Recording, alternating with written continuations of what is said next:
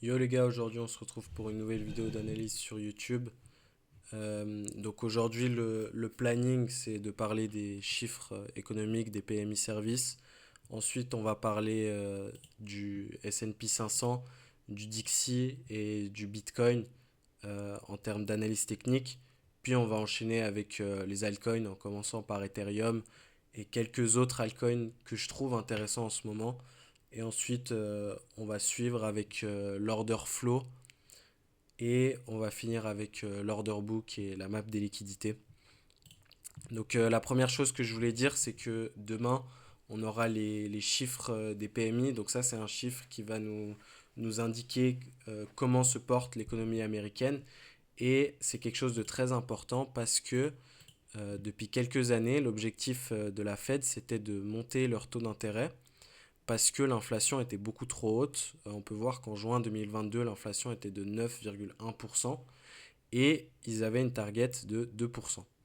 Donc en septembre 2024, c'est le point le plus bas de l'inflation depuis qu'ils ont commencé à monter leur taux d'intérêt. Ils se sont dit qu'ils étaient bientôt à leur target de 2% et qu'ils allaient y arriver. Donc ils ont décidé de faire redescendre les taux d'intérêt pour restimuler l'économie, pour éviter d'avoir une récession. Sauf qu'à ce moment-là, l'inflation est repartie trop vite et on n'a pas réussi à atteindre cette target. C'est pour ça que on avait eu, c'était à ce moment-là, donc c'était lundi 6 janvier, en début d'année, on avait eu un dump sur les marchés en général à cause de cette inquiétude des investisseurs qui était que l'inflation allait repartir et que la Fed aurait dû continuer comment dire, de ralentir l'économie. Donc, c'est pour ça que les chiffres de demain, ils sont importants. Je ne sais pas si vous me suivez, mais ils seront importants dans le sens où si le chiffre est élevé, ça voudra dire que l'économie américaine tourne bien. Et si elle tourne bien, ça va vouloir dire inflation. Sauf que à l'inverse, si les chiffres sont bas, ça veut dire que l'économie américaine est en train de ralentir et que l'inflation descend.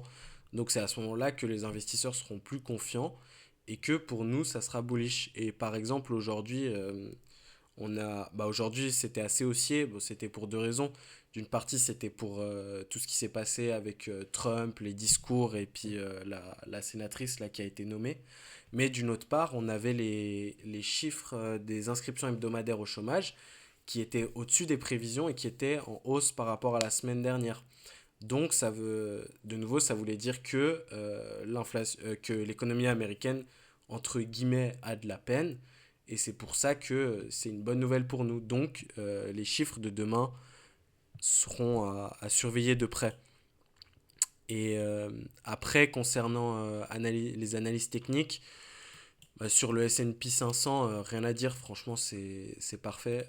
Juste là, on n'a plus la petite trendline. Mais donc, on avait eu de nouveau, là, comme je l'ai dit avant, cette peur des investisseurs. On avait un gros support résistance à tenir, on est passé dessous. Euh, Moi, enfin, ça a fait peur aux gens.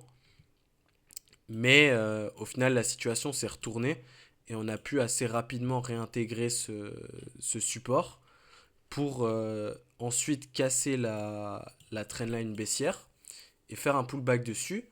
Et puis là, on a repris la tendance de fond et puis on arrive bientôt à la TH hein, parce que si on dézoome, la tendance de fond, elle était clairement haussière et en fait, c'était juste à court terme qu'on était inquiété. Donc ça, c'est une bonne nouvelle pour nous qui sommes dans les cryptos parce que si les marchés américains sont haussiers, les cryptos elles sont souvent corrélées au marché américain. Donc un marché américain haussier, c'est une bonne chose pour les cryptos. Et après, on a l'indice du dollar qui, pour résumer, quand il monte, donc quand il monte comme ça veut dire que les investisseurs sont en train de vendre leurs actifs à risque, donc en train de vendre leurs actions, leur bitcoin, leurs cryptos, leurs maisons, tout ça, pour acheter des dollars. Donc le dollar monte. Mais quand le Dixit descend, les investisseurs sont en train de vendre leurs dollars en achetant des actifs à risque. Et ce qu'on peut voir, c'est que là, depuis un moment, on avait une tendance qui était clairement haussière, ce qui n'était pas super chouette pour nous. Et ça fait depuis un moment qu'on aimerait que cette tendance reparte à la baisse. Et là, on a en tout cas le cours qui a ralenti. Là, ça fait depuis mi-décembre que le cours ralentit. Et ici, on a un support très important. Donc pour moi, c'est un niveau très important à surveiller. Parce que maintenant qu'on est très proche de ce support, soit on va repartir à la hausse. Et puis, c'est pas super pour nous, à moins qu'on suive notre propre narrative. Ou soit, on a une bonne nouvelle. Et puis, on passe sous ce support et on pourrait potentiellement repartir sur une nouvelle tendance de fond qui serait une tendance baissière. Et ça serait clairement bullish pour nous. Après, pour le Bitcoin, ben moi, ce que je disais sur Twitter, c'est que pour moi, les 100 000 dollars, c'était un point pivot désormais qu'il fallait absolument les tenir à ce moment-là. Parce que depuis mi-novembre, on était dans un range. Et puis là, on avait fait un petit fake out. Mais plus sérieusement, on était dans un range. On a cassé ce range à la hausse et on a fait pullback, pullback, pullback. Donc maintenant, il faut qu'on arrive à chercher des nouveaux plus hauts pour continuer dans cette tendance de fond qui est haussière. Et puis pour qu'on n'ait pas trop de stop loss qui s'accumulent au sud parce que plus on revient ici, plus on a de chances de faire comme ça ou de faire comme ça tout court. Donc pour moi, tant qu'on tient les 100 000 dollars, c'est bullish. Pour moi, je reste bullish. Si on les casse, je pense qu'on peut aller vers les 90 000 dollars. Et vu le rebond comme ça, pour moi, on est bien parti pour faire un nouvel ATH. Mais après, tout dépend des chiffres de demain, quoi. Donc, en fait, moi, j'aimerais pas trop me prononcer avant demain. Mais en tout cas, ce setup-là, pour moi, il est haussier. Et puis d'ailleurs, ben, j'avais partagé sur Twitter, hein, j'étais rentré en long sur plusieurs entrées. J'ai un average à 102 000 dollars, une invalidation ici, parce que pour moi, si on repassait sous ce niveau, c'était clairement qu'on tenait pas le support, et puis c'était direction le bas du range, réintégration du range. Donc moi, pour mon trade, je suis assez confiant. Là, j'ai mis le TP sur les 120, peut-être que je vais TP plus tôt, ou TP partiel, ou remonter mon SL à BE. Mais en tout cas, voilà quoi, je suis confiant. Après, concernant ETH, en ce moment, c'est toujours compliqué.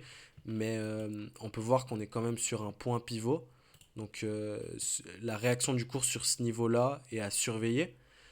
Si les chiffres de demain, donc du PMI, sont pas bons, on pourrait bien passer sous ce support. Bon, pas deep jusque-là, mais chercher ces niveaux-là peut-être même sous les 2800. Mais à l'inverse, si les chiffres sont bons, on pourrait rebondir et puis avoir ce qui va se passer par la suite. Mais donc ce niveau-là, très intéressant à surveiller. Et après, concernant les altcoins, déjà je voulais parler de Solana. Depuis quelques jours, il pump bien. Et quand on retrace un Fibonacci là, sur ce petit mouvement, sur cette impulsion haussière, ce qu'on peut voir, c'est que on a tenu une fois les 0,382 de Fibonacci et une deuxième fois, là, on les tient encore. Donc pour moi, si on clôture au-dessus, c'est un signe bullish pour Solana qui, euh, qui quand même est plus intéressant. Enfin, c'est une des alts quand même les plus intéressantes au niveau du price action. Quand même, on voit que la tendance de fond, elle est clairement bullish, quoi. Donc, on pourrait peut-être avoir on pourrait peut-être avoir une petite opportunité de se placer maintenant ou sinon attendre ou peut-être acheter en spot, mais Solana, très intéressant. Après, PP, bah là, de nouveau, la tendance de fond, magnifique, mais là, depuis 2 semaines, c'est pas super. Moi, je voulais quand même qu'on tienne ce niveau. On est en train de passer dessous. Maintenant, la question, c'est est-ce qu'on va tenir la zone de rechargement ici, donc en vert, ou est-ce que on va aller plus bas. Pour moi, peut-être acheter en spot maintenant ou enfin dans ces eaux-là, ça pourrait être intéressant, mais pour rentrer en longue, c'est pas le bon moment. Peut-être que attendre donc une réintégration, pullback et faire comme ça pour rentrer ici, mettre un stop loss sous le dernier plus bas et TP sur les 1,618 pour avoir un bon risk reward. Euh, Après, WIF, Ben là, on peut voir que c'est pas super quoi. Mais pour ceux qui y croient toujours, je pense que c'est le moment pour se placer parce que si vous vous placez pas maintenant en spot ou en longue, je vois pas où est-ce que quand c'est que vous allez vous placer. Dodge, super. Avec la correction, là, on a bien tenu ce point pivot, là, à peu près des 27 à 30 centimes. Donc, franchement, c'est bien. Et puis pour la suite, là, si on reprend la phase haussière, je pense que Dodge va bien performer. Et puis qu'il ira rapidement chercher son ATH. Link, c'est pareil. On a fait un magnifique pullback. On monte gentiment, mais sûrement. Et puis très prometteur si on reprend la tendance de fond. Avax, c'est la même chose. Render aussi. Et FET, c'est encore la même chose. Donc là, c'est ces projets-là à surveiller niveau analyse technique. Ensuite, pour le hype, pour le token d'hyperliquide, là aussi, on peut avoir peut-être une bonne opportunité. Ça pourrait être une opportunité de se placer sur les altcoins en vue de bons chiffres demain, ou si jamais les chiffres de demain sont bons et que les cryptos réagissent bien, parce que on a réintégré le support, là, ce point pivot. Donc pourquoi pas, je sais pas, une invalidation ici, pardon, avec un TP sur les 1,618. Là, on aura un risk-reward qui serait très intéressant, sachant que depuis son lancement, le token, il a fait que de performer. Et puis, il a quand même eu une correction de 50%, donc il pourrait bien repartir à la hausse. Après, concernant l'order flow, il n'y a pas grand-chose à dire. Juste que l'OBV reprend, donc l'achat spot est en train de reprendre, ça c'est une good news pour nous. L'open interest, rien de particulier, à moins que ça soit mon open interest qui soit buggé. Les spreads sont en négatif, ça c'est très bien, ça veut dire que les contrats spot sont plus chers que les contrats futurs. Donc ça veut dire que le marché n'est pas en surchauffe et qu'on n'est pas drivé par les traders longs qui mettent des gros leviers. Les fundings, là, j'ai eu un peu peur quand on a tapé la TH là, le lundi matin, les fundings étaient très élevés. Donc c'est pour ça que j'avais cut, je sais pas si vous vous rappelez sur Twitter, j'avais cut mes longues. Mais là c'est cool, c'est en train de redescendre, on est dans le neutre.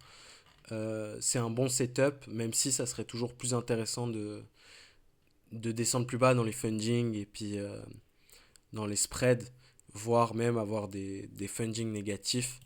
Mais en tout cas, pour l'instant, c'est très bien, quoi. Après, concernant l'order book, assez compliqué. On a quand même beaucoup d'ordres qui se sont rajoutés, mais on peut voir qu'il y a une très forte volonté des traders, parce que là, on est sur les futurs, de se placer en dessous du prix, enfin de racheter les dips, et puis même encore, on est assez loin. Donc si on dip encore plus, on pourrait avoir beaucoup plus d'ordres qui arrivent sur ces niveaux-là. Donc si on dip ce niveau-là à surveiller, et puis sinon ce niveau-là, et puis ce niveau-là, mais pour l'instant on est bien parti pour tenir les 100 000. Sauf que à la vente, on a quand même pas mal d'ordres qui se sont rajoutés. Donc là, de nouveau, si on repump et puis qu'on voit qu'on est rejeté par ce niveau-là, pourquoi pas TP? Ou sinon, attendre ce niveau-là et puis voir comment on fait. Mais bref, c'est à surveiller, quoi.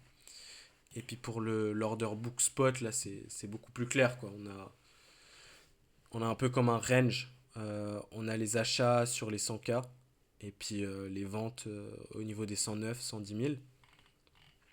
Donc là, je pense quand même on a un peu trop d'ordre de vente, à moins qu'on fasse un short squeeze ou qu'on ait une méga news. Sortir avant les 110, ça serait intéressant. Et puis après, de nouveau, l'order book, c'est à surveiller, mais pour moi, rien de très inquiétant. Et puis même, c'est bullish, toutes les datas qu'on a. Après, au niveau des liquidités, bon, c'est pas des vraies données parce qu'on n'a pas les données des exchanges, c'est exhaustif, mais on peut voir que on a une poche sur l'ATH, donc les 109, 108, 110 000 dollars, et une poche sous les 100K. Donc, à voir ce qui va se passer, mais moi, je penche plutôt, avec la configuration actuelle, je penche plutôt pour une hausse et pour aller chercher un nouvel ATH. D'autant plus que que le price action, enfin l'analyse technique est bullish quoi. Enfin, on passe au-dessus du range, pullback.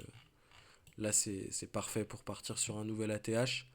Mais les chiffres de demain sont à surveiller. Donc ça, c'est clairement quelque chose auquel il faudra faire attention. Le S&P 500, un nouvel ATH, ça pourrait être bullish pour nous. Donc à surveiller. Et puis après, sur le Dixie, vraiment, j'aimerais que soit cette nuit ou soit avec les chiffres de demain, qu'on repasse dessous pour qu'on puisse espérer repartir dans une tendance baissière. Et après, ben voilà, c'est tout ce que j'avais à dire. C'est cool, là, la vidéo elle fait à peu près 16 minutes. Donc n'hésitez pas à me dire ce que vous en pensez, si vous avez d'autres scénarios possibles ou d'autres choses intéressantes à dire. Moi je suis ouvert à la discussion. Et puis de nouveau, n'hésitez pas à me donner votre avis, que ça soit en message sur Twitter ou sous des posts Twitter, n'hésitez pas à me donner mon avis. Pardon, n'hésitez pas à me donner votre avis ou même sous la vidéo YouTube. Que ça soit pour dire que c'est bien ou même pour critiquer. Tant que c'est des critiques constructibles, moi je prends volontiers si ça peut m'aider à m'améliorer parce que c'est ça le but. Le but c'est de s'améliorer et puis de pas se vexer quand quelqu'un essaye de donner des conseils. Donc voilà, merci d'avoir regardé la vidéo jusqu'à la fin et puis on se dit à une prochaine.